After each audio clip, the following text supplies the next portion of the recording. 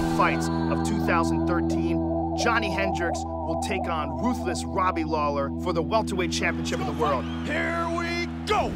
That first fight was a very close contest, a great back and forth match between the two best fighters in the world at 170 pounds. What a battle! Robbie, he is a very tough guy, very tough opponent. I think I just started slow. I kind of wanted to see what Johny was all about in that fight. Hendricks with the lead and total strikes landed.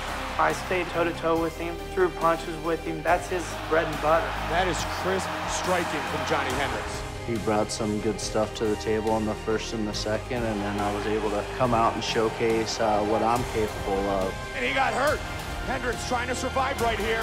Robbie did an amazing job pulling back the third and fourth round. He did some great things, keeping his pace, closing the distance the way that he did. Coming into that final round, it was anybody's fight. Johny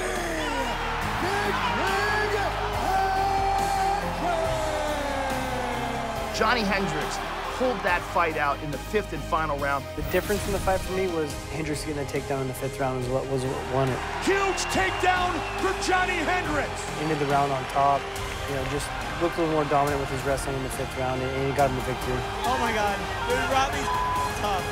I promise you I'll be facing him again. What may be more impressive, Johny Hendricks came into the fight with an already torn bicep. My last training day, 10 days before the fight, I threw a hook, boom. Man, I just felt it go, pop. You know, we sort of block it out of the mind, say it is what it is. 10 days before a fight, you can't pull out. You just gotta say, we're going for it. Good luck to both of you. I've been hurt in fights. I've been hurt going into fights. It's just part of the business. You know, I sort of had to dig deep, you know, stay on my feet. There's nothing else you could do. You know, I couldn't take him down because with one arm, I was pretty much screwed. Hendricks is in trouble, and now Hendricks goes for the takedown. Robbie has stopped 5 of 5 takedown attempts. Johny dug deep, utilized that winner's mindset, and figured out a way to win that title.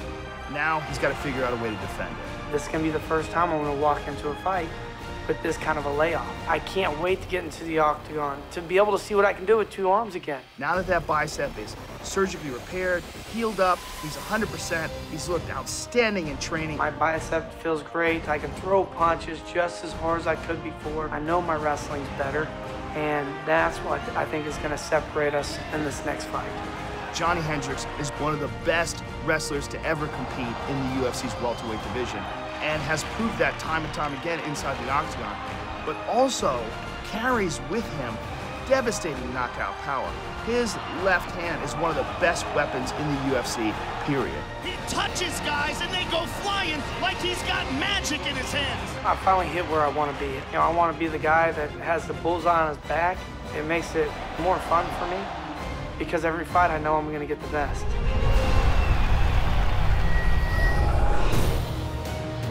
Another shot, trying to finish this fight.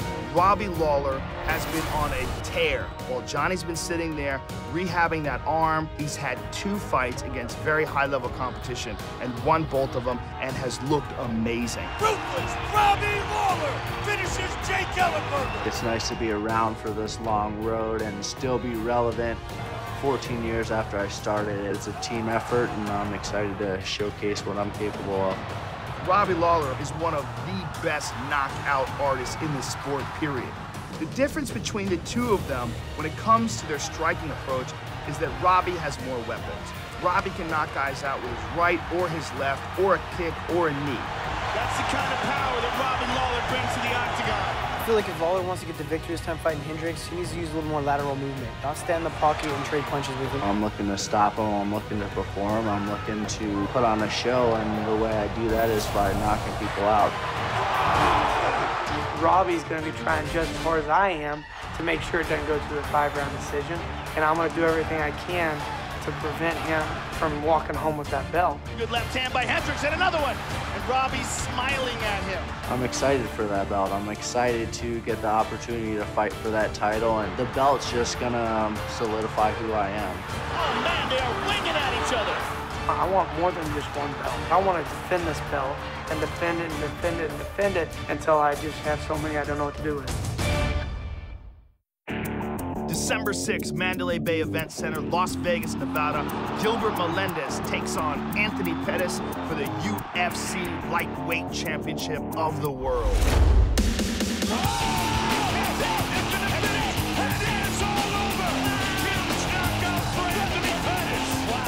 It's been a long time coming. I'm finally excited that I got my first title defense. I have a date, I have an opponent, and make sure you guys are tuning in. I don't think Gilbert Melendez knows what's coming from.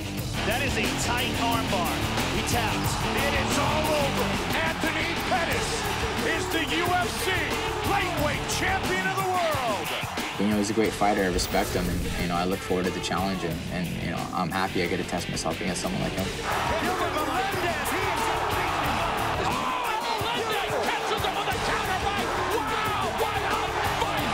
I'm the uncrowned champ, and I'm coming for that belt. Gilbert Melendez is coming off of one of the greatest fights I have ever seen in my life. You know, I fought Diego Sanchez, and we had one of the best fights of the year. Oh, man. Man, they're firing away. Oh, man, this is madness.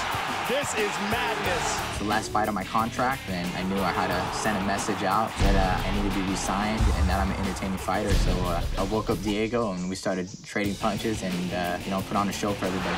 They're going to slide to the finish. Oh, my God. Unbelievable. Oh, my God. Whoa. I think I really proved that I belonged, and I think that definitely set me up for a possible, you know, opportunity for a title shot, or just kept me up in the top rankings as the #1 contender. It was a crazy fight. He chose to stand and bang it out. He can't stand and fight like that with Anthony Pettis. Anthony Pettis is one of the best strikers in the UFC, period. I'm a stand-up guy. Most people know me as a striker, but I have just as amount of submissions wins as I do knockouts. Trying to lock up a triangle. He's got it. And it is all over. Bring it on! Anthony Pettis is also one of the most devastating kickers the sport has ever seen. When I fight, you know, everybody wants to tune in because they don't know what's going to happen. They're expecting something big to happen, and I like to deliver. And Steph and I cannot think of a better way to bring the curtain. Oh, my goodness! Did you see that? He ran off the wall like a ninja and landed a high kick. Anthony Pettis is a guy who's doing, you know, things that people thought were impossible before, and you got to keep evolving and just keep adapting to the champion. You know, it's mixed martial arts. You got to be ready for every scenario.